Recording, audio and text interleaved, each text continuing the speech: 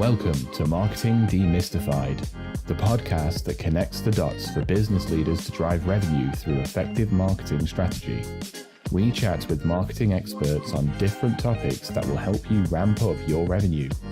We stream live on LinkedIn, Twitter, and YouTube, and you can listen to us on your favorite podcast platforms. Marketing Demystified, the podcast, is presented to you by GrowGetter, your partner in growth marketing. And here's today's episode. Hello, everyone. Are you ready to be inspired, informed, and empowered with actionable tips to transform your marketing game? You're in the right place. Welcome to a very special episode of Marketing Demystified. I'm your host, Jenn Mancusi, CEO and co-founder of GrowGetter, your growth marketing partner. And today we are talking about conference strategy. So I'm recording this ahead of the ESOMAR Congress conference happening in Prague in a couple of weeks. But the strategies that we're going to cover are going to apply to any major conference that you're attending, especially if you're planning the rest of your Q4 event strategy. So stick around and you'll hear all of the tips for having a successful conference. If you've ever walked away from a conference wondering if you got your money's worth, or you're heading to an event, you want to make sure you're maximizing it, this episode is going to be your game plan. You know, conference spend tends to be a really high proportion of marketing budgets, and you need to make sure that you're getting your money's worth. I typically hear one of two things. We're not getting our money's worth, or conferences totally work. They work really great for us, but there's difficulty in actually measuring the attribution and proving the value. So we're going to talk about all of that. I've had some listeners email in questions about conference strategy ahead of time. So I'm going to try to answer as many of those as I can throughout the episode. If you're watching live, please feel free to drop in your questions in the comments. I will answer them in real time. So I'm looking forward to hearing from all of you that are tuning in today. So we're going to kind of break up the conference approach into three clear segments. Kind of, what do you do before the conference? What do you do at the conference? And what do you do after? And if you follow all my tips for those three segments, then you will have a successful conference every time. So the first thing you want to do, and if you're just listening to in preparation for Prague in a week or two, you might be a little bit late on some of the recommendations for pre-conference strategy, but it's not too late. Ideally, about 90 days before a big conference, you want to set clear goals. And these are clear goals for anyone that's attending the event. It's going to be different, right? Depending on your participation. It's going to look different if you are attending a conference versus exhibiting or sponsoring. You're going to have different goals based on your participation in the event, your spend at the event, and what you're trying to get out of it. But it seems a little obvious sometimes, but I think taking a moment to sit down and go, what is the primary objective of this event, can really help frame your approach. I'll give you an example. I had this conversation with somebody ahead of an event. They were going to be co-presenting with a client, a really important client at that event. And typically you're thinking about conferences as new business opportunities and meeting new people, generating leads. And what came out of that conversation was actually the primary objective is to solidify the relationship with this really important client that we have an opportunity to get on stage with. And that really changed the approach for everything that we were doing before, during, and after the event, knowing that that was the primary goal. Then we had secondary goals aligned to new business objectives and networking and meeting new people. I typically, when I go to conferences, have goals associated with meeting new people, goals associated with networking with and spending time with existing clients, and then goals around moving people through the pipeline that are already in your ecosystem. Maybe they were a lead from a previous conference or something like that. This is a question I get very often is, do I need to keep going to these events when I see the same people over and over at these different events. A lot of times it's the same people that are going. And for me, I think it's really important to move conversations forward, build relationships, and spend that second or third or fourth conference with those people. It can be just as important of an objective as meeting new people.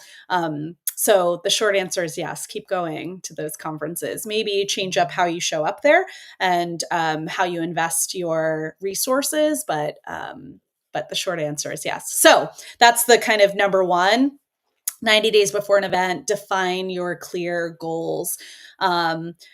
What's really important during that process is aligning your sales and marketing teams together around those goals. You'll hear me say this all the time. Conferences are a team sport. So you really need to work together. But the people that are going to be on site need to work together. They need to also work together with the people that won't be on site to help maximize the opportunity. So a couple of examples of that, maybe you have a really large sales team and only a handful of representatives are actually going to be at the event. It's important for the people that are going to be there to work on behalf of the people that are not. So that might mean understanding who target accounts are for their colleagues or others on their team, understanding who their existing clients are, and working to generate leads, not just for them as individuals, but for the rest of the team that's going to be back home.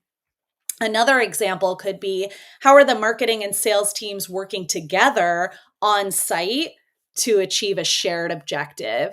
So let's say you have a qualified lead goal for a conference and you need a certain amount of people. It's a great idea to get together, go through the list of attendees, go through the app, go through the list of speakers. And if I, as a marketer, know what my sales colleagues are looking for, I can help to facilitate those conversations. If I spot someone I know my sales counterpart is looking for on site, I can say, hey, that person over there with the red backpack, that's the person you've been looking for. And that's a great way to kind of collaborate. It also gives you an opportunity to divide and conquer when you're going to sessions and things like that. We'll get into that a little bit more when we talk about what to do on site, but having that plan ahead of time, knowing what each other's goals are and establishing shared objectives is a great way to kind of set yourself up, knowing what you're trying to achieve and what your approach is going to be to doing so. This is where we kind of bridge into knowing the lay of the land of the specific event that you're going to be going to. So I just touched on it a little bit, but going through the agenda, going through the app, and identifying, like making a game plan for how you're going to show up when you're there is so important. You might have seen myself and Felicia at Inbound a couple of weeks ago. Felicia had her agenda printed out and handwritten. That works for her. Other people might be, starring sessions in an app or something like that, building a dynamic calendar. Oftentimes that's an option with the conference technology that's available for you. However you want to do it, make sure you have a game plan for how you're going to spend your time at the show. So you need to know which sessions you're going to be targeting going to, who you're targeting having conversations with. We'll talk in a second about like actually setting up those conversations ahead of time. That's really crucial. But I don't like to walk into a conference on day one not knowing what I'm going to be doing. So have your game plan, understand the conference layout, understand the agenda, and plan your strategy for how you're going to spend your time. Again, this will be a little bit different if you are attending versus if you're exhibiting. So again, maybe we'll save that for the on-site conversation, but don't let me forget, we're going to talk about how to approach a conference if you're attending versus how to approach it if you're exhibiting and how those things might be different. But ahead of time, make sure you make a game plan. The last thing is making sure that you are set up properly from an attribution perspective. This is where that challenge comes into play that I mentioned right at the beginning. I get a lot of comments and questions about, hey, we know that conferences work for us. All we need is one project, or all we need is one new client, and it pays for itself. But they're not actually tracking that impact. So first of all, you need to have an attribution model set up to begin with to track all of your marketing activities, but especially ahead of a conference. Make sure that you've got a lead source or a campaign set up, or whatever kind of system you're using in your CRM to track the ROI of that event over time. Typically, I'm looking at conferences from a first touch attribution perspective, meaning that's the first place I came across a person. I do also tag people that are further along in their journey with me to make sure that I know that being at that event, maybe I didn't generate any new leads, but it did, have an impact on moving things through the pipeline. You want to track that from a multi-touch perspective as well. You can also track it as a last touch attribution. A lot of that's going to sort of depend on what you've got going on for your attribution modeling for your business as a whole. But the key thing to note here is just make sure that you are set up properly before you send an email, before you do any kind of outreach, before you do any kind of planning to track the success of the event. If you try to do it after the fact, you'll probably miss some touch points. If you're using a system like HubSpot, you can then connect things like social posts that are telling people you're going to be at the event, or any pre-conference outreach that you're doing. You can track all of the impact of all of that ahead of the event itself. You might actually see ROI from the event before you even go if you track it properly. So make sure you are setting those clear goals. Make sure you understand the lay of the land and have a strategy for how you're going to approach the event. And you've set everything up from a data perspective and a CRM perspective to track the attribution. I highly recommend at this point, if you've got all that stuff done, that you are doing outreach to those target accounts and target customers to book meetings and book time with them ahead of the event. The most successful event is going to be one where your schedule's already packed before you get there. So whether you're sending emails, booking, doing kind of outreach via the app. A lot of times conferences also will offer like one-to-one networking setup. So you can request one-to-one meetings through the app, or do like a matchmaking type of thing. Those are great things to take advantage of. So again, knowing the event and knowing what the setup is, knowing what the technology is available, make sure you've downloaded the app, all great ways to walk in with a plan already in place. The last just sort of side tip that I'm thinking of as we're chatting together today is to join any groups that might be associated with the event on social media. There might be a LinkedIn group where people are talking about the event, or maybe a Slack community where people are talking about going to the event. So definitely join those and try to get the conversation going ahead of time. For anybody that's looking for help creating a custom game plan for Prague or for any of the other conferences you're going to in Q4, I'm going to pop a QR code up on the screen here. And if you're watching live, you can always comment on the post here, comment strategy. You can book a one-on-one call for just a free brainstorming session. Happy to talk through your strategy and give you some ideas if that'd be helpful. So the second bit of your strategy and planning and sort of a successful conference playbook is, what are you doing on site? So again, there's a couple of different approaches based on what your participation in the event is going to be. If you are attending without any kind of sponsorship or booth or anything like that, you're going to take one approach. If you are working a booth, there's going to be more to kind of consider. If you're speaking, there's even more to consider. And then there's different kind of combinations of those three things. So we'll talk through all of those. Hopefully you have showed up to the meeting with a game plan. You know who you want to be meeting with. Maybe you already have some of those meetings booked. Hopefully you do. You know what sessions you want to go to and what networking events you need to be at and everything like that. I'll talk first about if you're going with a team. If you're going with a big team, let's say you have a booth, maybe a speaking session, it's really important for everybody to know what everybody's doing. I highly recommend having a meeting ahead of time. It could be a month ahead, a week ahead, maybe both, where you're kind of walking through the calendar and the schedule and aligning on what your approach is going to be. This could include having a booth schedule. If you've got 12 people from your company at the conference and you have a 10 by 10 booth, please do not put 12 people in the booth at the same time.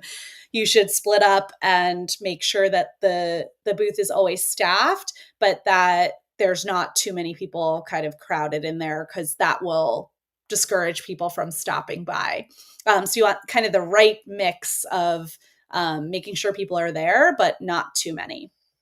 And also, it's a great way to just ensure that people have time to respond to emails or have meetings to kind of keep the business going while you're at a conference. So make sure you have a calendar with a booth schedule where people are kind of staffed for specific times.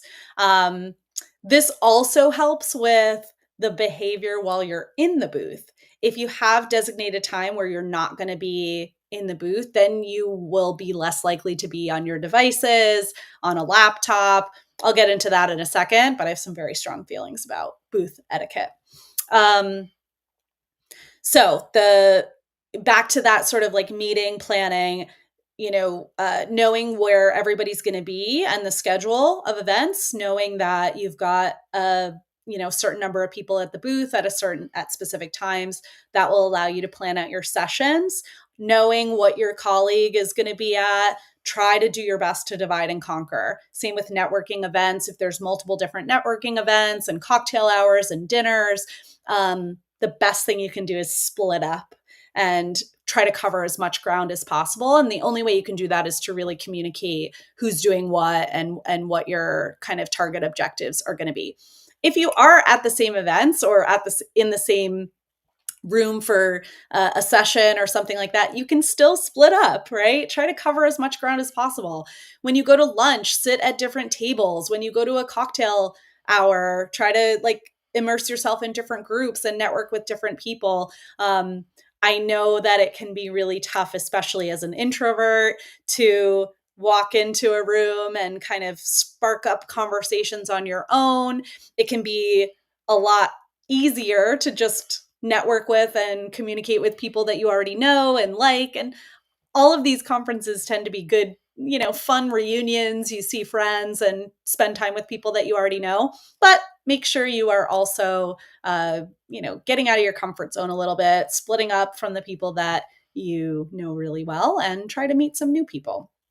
Again, that kind of communication internally can be really helpful ahead of time.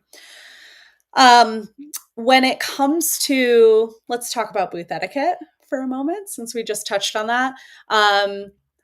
I am maybe more of a stickler than most for these sorts of recommendations. So take what I give you with a grain of salt, but I do feel really strongly about some of these recommendations. The first is no sitting.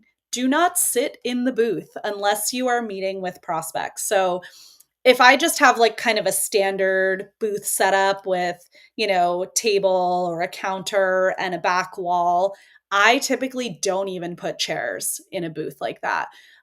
It just encourages people to sit down.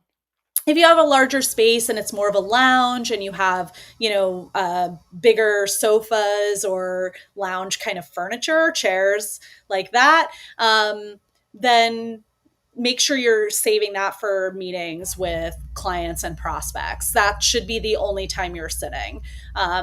it is really unwelcoming when you walk by a booth and you see somebody sitting down behind the counter, typing on their laptop and sort of not paying attention or just talking amongst themselves. It doesn't feel really open and inviting. So I have a sort of hard and fast, no chairs, no sitting in the booth. Which then leads me into the laptop thing. No devices in the booth either. No phones, no laptops. If you need to walk away to answer an email or jump on a call, there's typically plenty of networking space in the exhibit hall where you can do that and still maintain that the booth is for, people to come and get demos or have conversations, and you want to really encourage that.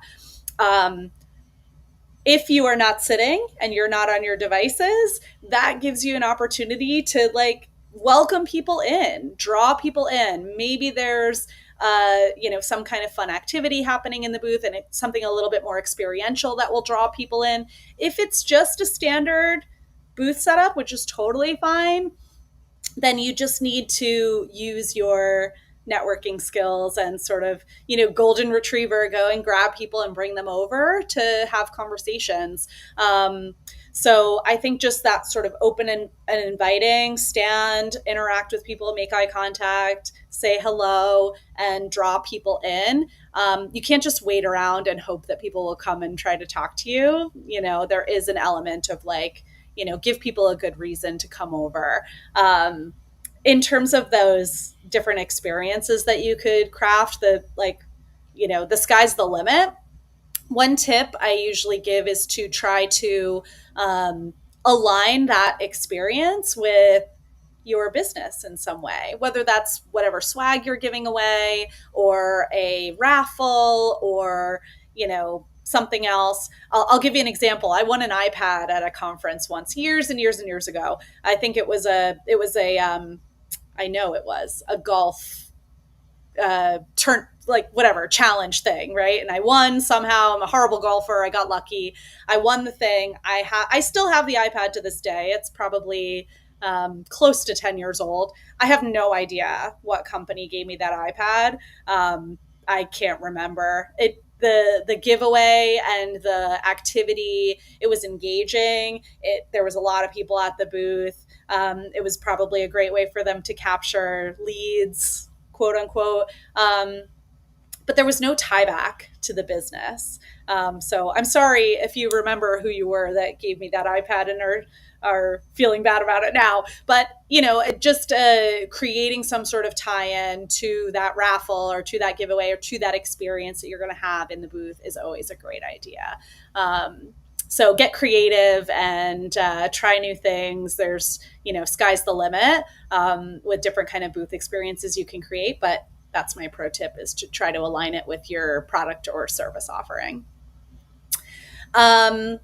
So for actually, if you're just an attendee attending a conference, I think, and you don't have a booth and you don't have a speaking session, or I think this is actually the hardest way to approach, because you do have to be really, really proactive with your networking.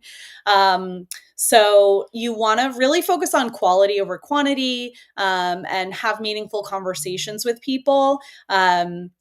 But yeah, you do have to work pretty hard to get the most out of it when you're just wandering the halls. So one tip is to really maximize the sessions for networking.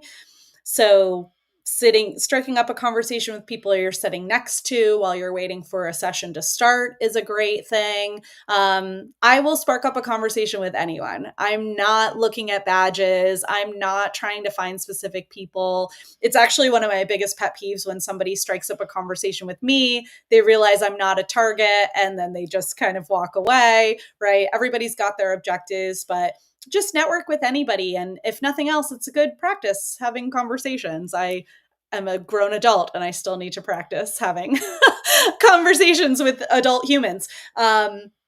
So network with people, strike up conversations, see how they're enjoying the event, and maybe it'll be turn into something meaningful. I've had really meaningful connections sparked by trying to find a certain kind of soda or snack at an event. So just be open to those kind of conversations. I also highly encourage you to talk to the speakers.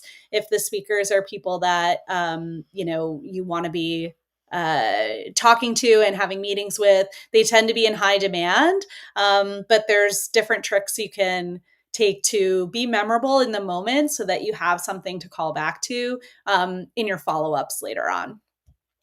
So make sure you're really focusing on those quality conversations, asking questions, being curious, and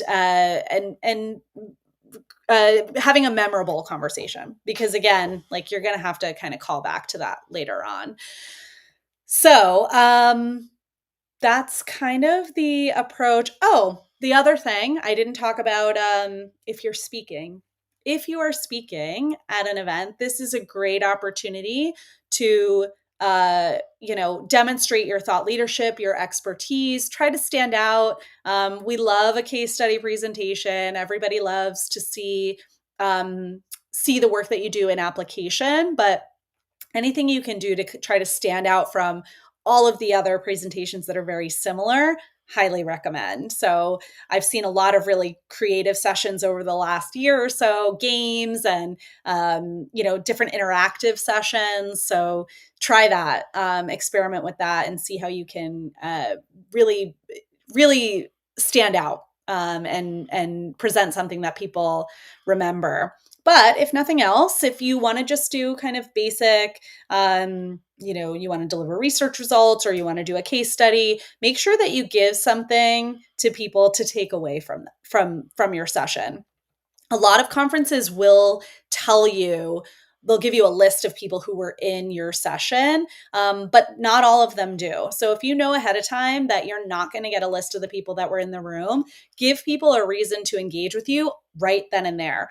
Maybe you put a poll on screen and give them a QR code to answer it. Maybe you give them a download, some sort of lead magnet, or you give people an opportunity to book a call with you or a one-on-one session, just like you can do here with me. I'm talking about conference strategy. You want to book a strategy call with me, you can scan the QR code and we can just chit chat about your conference strategy. Same thing. Do that in your presentations. Put a slide up either at the beginning or the end, maybe have a QR code on every page. Give people a way to engage with you while they're in that session. If you have a speaking session and a booth, even better. Try to drive traffic to your booth after the session. That's where I see some of the most success is, people have some time on stage and then direct people to their booth afterwards. So those are some of my on-site tips. But none of it actually matters unless you maximize after the fact. I find that this is actually where everything can make or break the success of an event. I'm in the aftermath of inbound, as I mentioned, and I'm getting tons and tons of outreach from people that I met, people that I didn't meet. And this is where all the attendees are having that same experience. So if you really want to maximize, you have to kind of capitalize on the work that you did on site and be really consistent in your follow-ups and add value. So the critical kind of steps that first week, day one, you want to import all of your qualified leads into your CRM. Ideally, the full attendee list probably is already in there, maybe marked as prospects or something like that. But you want to see anybody that you had meetings with or anybody that you had a good conversation with that you've got follow-ups. You want to make sure that that qualified lead list is in the CRM accurately immediately after the conference. You don't want to follow up right away, right? People are traveling, they're on planes, they're back in the office and catching up on emails and stuff like that. So give it a couple of days, but you do need to launch a post-conference nurture like pretty quickly within, I would say, 3 to 4 business days. Certainly, if you have a system where you split marketing and sales qualified leads, you want to make sure you're prioritizing that top tier of outreach. This is another area where alignment between sales and marketing is really, really critical. Sales needs to know exactly who they're following up with. Marketing needs to know exactly who they're nurturing, and make sure that there's no overlap or that there's consistency in messaging if you're going to come at it from both angles. So super important to collaborate with your teammates on what that follow-up strategy is going to be. Ideally, this is something that's already in place before you even go to the conference. So all you have to do is segment your lead list and then launch. Don't try to write a follow-up email after the conference. That doesn't mean you can't write some parts of it, right? Sometimes it's important to say, hey, here are some of my takeaways. Here was something I thought was really interesting that I learned, or something like that. That obviously you'd need to do post-conference, but you should still have the structure of the sequence or the nurture in place prior to coming back from an event. Keep in mind also that on average, it's probably going to take 8 to 10 touches for somebody to respond to you. So don't do a single follow-up email and then say, they didn't respond. Make sure you have planned 8 to 10 touches over a period of time to capitalize on the work that you did on site. Another tip for doing that, actually, like very closely aligned, is I would schedule weekly meetings with the team who is doing the follow-up for the event to make sure that nothing slips through the cracks. So the most successful events I ever participated in were ones where, as a team, we met for 6 to 8 weeks after on a weekly basis and went through line by line every qualified lead, said, what's the status? I've emailed them, I've connected with them on LinkedIn and didn't hear back, or I've booked a meeting, or whatever that might be. And it's just really to keep those opportunities top of mind for everyone. Everybody's so busy, right? And there's so many different priorities and there's new things happening all the time. So the best way to maximize is just keep that event top of mind as long as possible. Somebody should be reporting on a monthly basis on the ROI and the impact of the event. If you have a long sales cycle, it might take some time to see any revenue, but there should be some early indicators, and hopefully you've identified some of those key metrics in your initial kind of planning session of what success looks like for that event. And so you should be able to see, some movement towards revenue if that is in fact, your goal. And so then as a whole, long-term, you want to be measuring the ROI of conferences in general, of specific types of conferences, maybe segments, and be able to look back to those numbers and those success metrics in planning for future events. A lot of times, conferences are going to try to get you to commit to the same level of sponsorship or to the same booth size, even while you're on site for the following year. I tend to not do that. Sorry, conference organizers, I love you. But I tend to try to give myself some time to determine the ROI before committing to a following year's participation, if it's possible to do so. If it's an old reliable conference that you go to every year and you always get something out of, then maybe you can make those decisions a little bit earlier. But if it's a new one that you're testing, definitely make sure that you are measuring the ROI to plan for the following year. So again, another reminder, if you're here live, book a one-on-one session with me after Prague, and I can help you give you some ideas on how to maximize the work that you did on site or ahead of your remaining Q4 events. So let me get to some of the questions that have come in. And if you are listening live, please feel free to add yours in the comments as well, and I will try to get to them. This is a great question. I get this a lot. How do you handle prospects who seem interested at your booth but won't commit to a follow-up meeting? The problem is that it is really easy to lie to each other at these events. And we don't do it on purpose. We're not trying to deceive, but it's hard to, it's hard to say no to somebody right to their face. So it's important to really have those meaningful conversations, use that opportunity for discovery. Like if you are kind of focused on pitching too heavily in the booth, I mean, this is probably anybody who's in sales who's listening is like, yeah, well, that's my sales process. Make sure that you're following your same kind of sales process in the booth as well, and use the opportunity for discovery.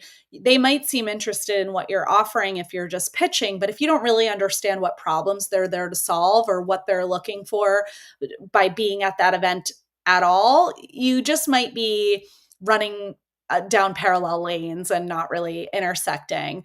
I do find that, sometimes people are genuinely interested and you have had a really good discovery session and a little bit of a pitch. But people get really busy and it's hard to follow up. It's hard to commit to that time after the fact. So if you do have an opportunity, if it feels right in the moment to say, hey, can we find some time on your calendar next week while we're still here and still actively having this really positive conversation? It's a great way to ensure that that lead doesn't slip through the cracks. So it doesn't work all the time. I wouldn't push it. Don't try to book a meeting after the conference if somebody's still sort of lukewarm. But if they say, hey, I'd love to see a deeper demo of this, when we're back, say, yeah, absolutely. Let's book it right now. The best way to qualify leads quickly during busy conference hours. That's a good question. So one thing I try to do is make sure that you are taking notes on the people that you're talking to in the moment. You don't necessarily need to qualify them right away, but if you do it at the end of each day, then you can kind of stay on top of things pretty easily and still be a little bit ahead of when you get back from the conference. But taking those notes in the moment is actually really critical. So if let's say you're at an event that has click badges or something like that, typically what happens is you can connect with people using your badges, or maybe you have a scanner or something like that. You can do the badge scanning, and that person's information is immediately available in your app. I would go into the app in that moment and type in a sentence or two about what you talked about and what the next steps might be. If you wait too long, I promise you will forget what that conversation was about, especially if you're doing a good job at having a lot of conversations. So make sure that you're taking a little bit of some notes. I find that if you are in the booth, then while the sessions are going on, it tends to be less traffic in the booth. So that's a good time to catch up on your notes. If you're an attendee and you're attending sessions, just give yourself a moment. Take that one or two sentences down so that you don't forget. Then you can qualify those leads later on based on kind of going back and sparking that memory of the conversations that you had. So should we focus on quantity of conversations or depth of conversations at the booth? That's a good question. I think it's maybe difficult to figure out if it's quality or quantity while you're on site. You want to have as many conversations as possible, but later on when you're doing your qualifications is when you can see, who fits into the ideal customer profile that you should have already identified, right? So like I said earlier, I'll have a conversation with anybody. I'll network with anybody. It's never bad to talk to people at conferences. But when I'm later on thinking about who gets marked as a qualified lead in my CRM, that you really need to kind of narrow down. And I would focus more on quality than quantity at that point. the biggest mistake you see first-time conference exhibitors make? Let's see. Maybe not just first-time exhibitors, but one thing to think about that's really critical in your booth is your booth layout and your booth design. And I think sometimes when we are designing something on a computer screen or, kind of looking at a mock-up, everything looks really nice and is laid out really nicely, but we're not imagining that half of your booth is like waist down. So don't put any really critical information at people's ankles or where it's going to be behind a piece of furniture. Don't put QR codes or URLs at the bottom of your booth. Focus all of the most important information at the top and make sure that you're thinking about the booth layout as well. Don't cut people off. Think about the flow of booth traffic throughout the exhibit hall, and make sure you're setting up a display in a way that it's going to draw people in and not really cut people off. And also, like I said, make sure the information is in the right place on your booth design. That's really, really important. I think also first-time exhibitors might not be aware of some of the nuances of conference setup and planning and things like that. So make sure that you have AV ordered if it requires you to pay for electricity and you have lights or a screen in your booth. Make sure that you have purchased furniture or flooring. Sometimes that is not included in your booth setup. If you're going to a conference that offers the option for them to set up the back wall, maybe it's backlit and whatever, I always will do that versus shipping and setting up and tearing down and shipping home. You'll spend a lot of money on the shipping and handling. Material handling costs can be really high, especially if you're at a location that is has to be done by union workers. New York City and Las Vegas are probably the worst for this, where they really don't want you setting anything up. So all of the shipping and material handling and setup costs a lot extra. So sometimes you just have to be aware of the hidden costs in exhibiting or in the setup of the booth space itself.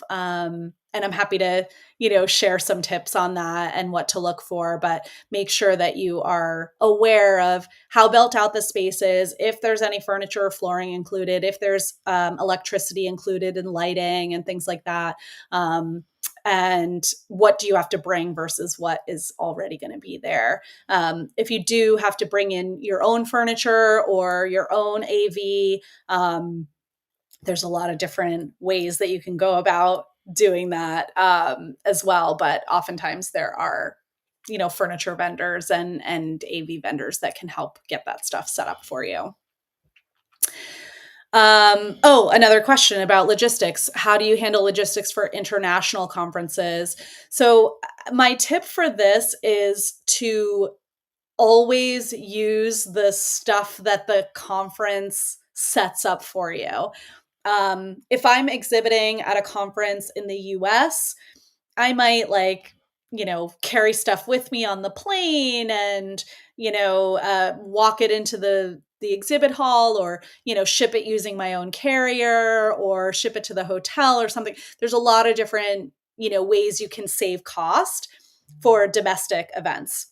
When you're doing it internationally, because there's customs to think about, because there are, maybe international rules that you're not aware of, I will always use the logistics, carriers, and setups that the conference has, set up for me.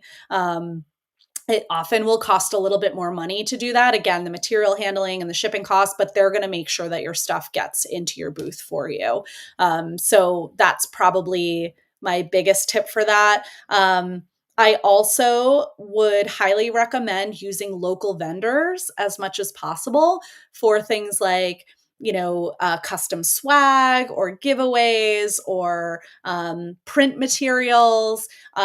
First, help support the local economy for wherever you're visiting, but also kind of eliminate those international customs and shipping snafus that can inevitably happen.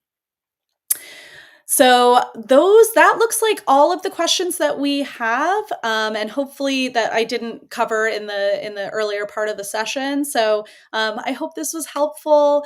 And once again, if you want to spend some one-on-one time with me, I'm happy to brainstorm some ideas and bounce ideas around, or just evaluate kind of what you have planned and see if I can give any tips.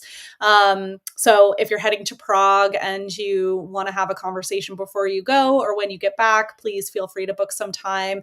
Or if you want to talk about the rest of Q4 or your 2026 conference strategy, you know where to find me. If you enjoyed today's episode, please subscribe to Marketing Demystified wherever you get your podcasts, and join us next time for more conversations that help demystify the complex world of marketing.